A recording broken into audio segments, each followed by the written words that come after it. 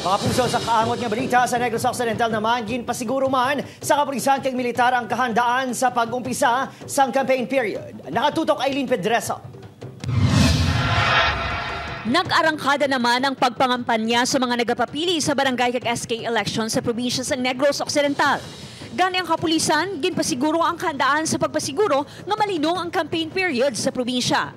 Ginpasang kadang checkpoints. May mga nakabantay nga pulis sa tagsa ka barangay agud matutukan ang vote buying kag iban pa nga election-related incident. We are very sure that NOCO is good to go. We are already set, nakaset na po kami. Our security preparations in all aspects, this includes yung mga disruptions to be conducted by these lawless elements. Hugot man ang koordinasyon sa kapulisan sa militar. Madumduman nga 3 ka mga barangay sa probinsya ang nalakip sa areas of concern kag padayon ini nga ginamonitor.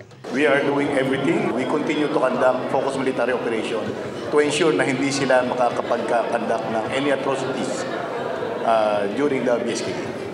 Samtang, sunod sa COMELEC, may 146 ka mga nagkapapili sa barangay kag sangguniang kabataan sa probinsya ang ginpadalaan sang show cause order sa iligal nga pagpangampanya. Upod kay Ruel Bangoy, Aileen Pedreso, One Western Visayas.